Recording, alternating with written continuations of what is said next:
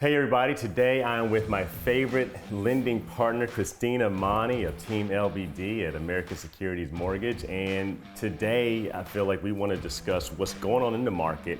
We're getting so many questions and about is the market going to crash and what's going on with rates and overall what's going to happen, because the last 2 years have been a rocket ship. And so that's really why we wanted to discuss that with you and actually give you real info so you know how to ultimately attack the market and take advantage of it.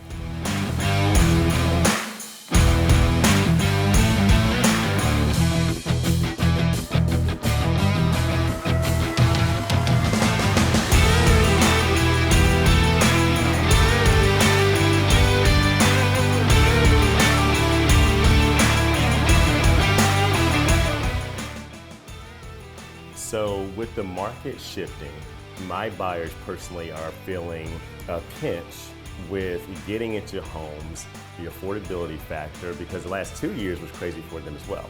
There was a situation where they were losing out on homes and making multiple offers and still not getting a property while watching their rent go up as well. What are you seeing on the mortgage side of things with buyers, and maybe how can we help them navigate that pinch? Yeah, I mean, it's definitely tough for them because the home prices aren't going down like the Fed wants. So I'm starting to have to get really creative with my buyers and try to find, that sweet spot for them that they're still comfortable with payment. Right. Because the payments have definitely gone up a ton since last year. We're basically talking about a doubling, right? I mean almost. Yeah. It's almost like, well, and maybe not so much a doubling, but that affordability of if you were at, $600,000, now that same payment range is maybe at $400,000. Right. And right. It gets into where are you going to find that sort of inventory in Charlotte? Because they're not building that new anymore. Mm-hmm. Right. Yeah, so now buyers are kind of have to shifting to what they're looking at.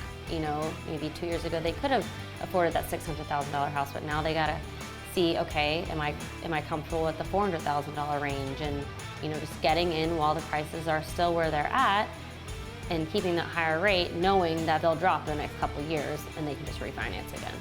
Yeah, no, I mean that's a really good point. I think too, talking with buyers and selling that vision of Charlotte too, and letting them know that, do you think that Charlotte is going to be more expensive in 3 to 5 years? Yes. And I just don't see any way that that's not going to be the case. For sure. And going on to what you were saying, that in the next 3 to 5 years it will be more expensive because people aren't stopping moving here. I mean, every single day. I don't know the exact numbers, but I feel like it's California, Chicago, Seattle, they're all coming in. And when that happens, our prices aren't going to go down. So Christina, with everybody freaking out about rates and the increase in rates, what do you think about the increase and kind of what's going to happen here over the next 4 to 6 months? Honestly, I think these rates are here to stay. And I have seen a lot of people, they're getting used to it. It's not the initial shock of what's going on, so they're getting used to it.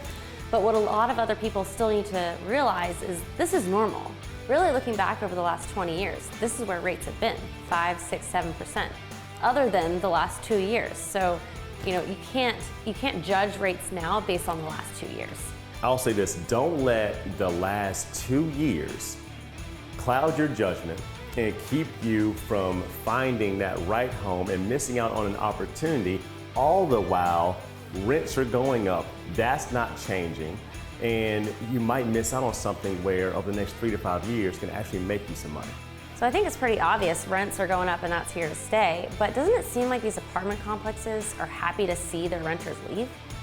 That's funny you say that, because you would think they would want to keep people in, right? You have happy renters and they stay for year after year after year, but what we're seeing is they can only crank up the rent on a renewal at a certain clip, right? But they also know that if they can get you out, then they can start fresh and find that person coming from New York City or New Jersey or Connecticut or wherever, and now the rent can be even more. Right. We are seeing a situation where they know the people that are coming down here, and they know that they are used to paying unbelievably high rent. And so in a lot of ways, they don't want you to stay. They want you to get out because they can then rent it for an even higher rate that you would never go for. Exactly. So Christina, what's happening with the sheer number of buyers and sellers in the market with these higher rates? I would say from what I'm seeing, at least half. have stopped.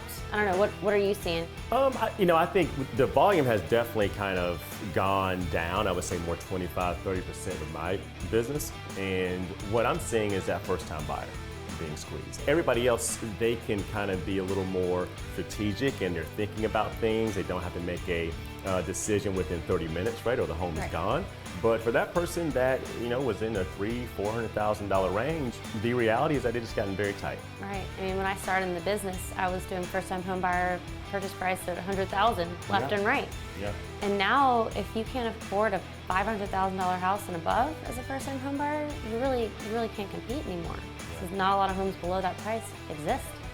I think, for me, I'm never going to give up as far as just saying, oh, that time is past, that's gone. And so it's really, I take it as a sense of pride to educate people on other areas, right? You're not going to get into Dilworth. You're not going to get into Noda or Plaza or these great kind of, primo tier 1 neighborhoods. But it's just about educating that first-time buyer on there's other opportunities that you can still do very well at. Fix your costs, not having to deal with the rental community that wants you to leave and wants to boot you out, and start growing some equity that way.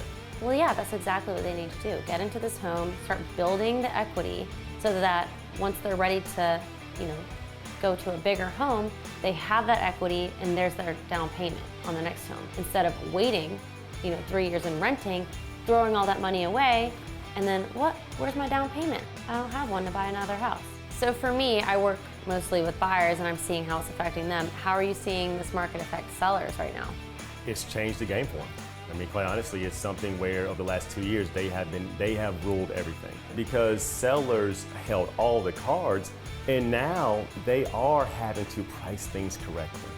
You can't just tell me that I want to make this number because I just want to make it. And so that is the number one shift. And I have seen where buyers understand the shift and sellers have been the ones that has been lagging because 6 months ago, their brother or cousin or sister or whomever had 15 offers on their home. And now if you get one serious offer, you need to honor that. Now buyers are coming into situations understanding their leverage and they feel like, hey, I can actually think about this and it has to be priced correctly or the numbers don't make sense anymore. Is that what you're seeing on your end with your buyers there? Are they able to get some of those closing costs and stuff like that? Definitely. I would say more than half I see some sort of closing cost assistance.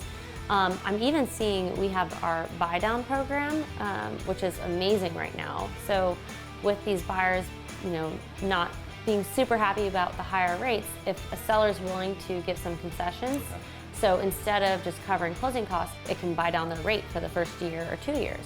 Really? So say, starting out their rate would be a 6.5, but if they do the 2-1 buy down, first year would be a 4.5, and then the next year it would be a 5.5. So they can ease into those payments, and then when and if rates drop again in the next 2 years, they can refinance back down. So with the market shifting, what are you seeing with sellers right now, and what are their motivations to sell? That's probably been one of the biggest changes, right? Before it was just, I just want to move and just go get an even bigger home. It doesn't matter, I'm making a bunch of money. Moving for leisure and just because, I think that is over with. And now we're going back to those fundamentals of why you buy and sell and trade homes. So really, we're just going back to the way things were, that you buy a house, you stay in it average 5 to 7 years, and then you sell. It's more gradual. Christina, thank you so much for joining me today. You've been a wealth of knowledge. And if you want to get money, you got to get Mauney. So Christina, tell them where they can find you.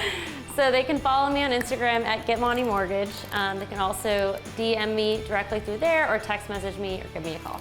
If you have any questions concerning buying or selling or when to jump into the market, please feel free to reach out to either one of us there or both of us. We'd be more than happy to help you navigate this ever-changing market.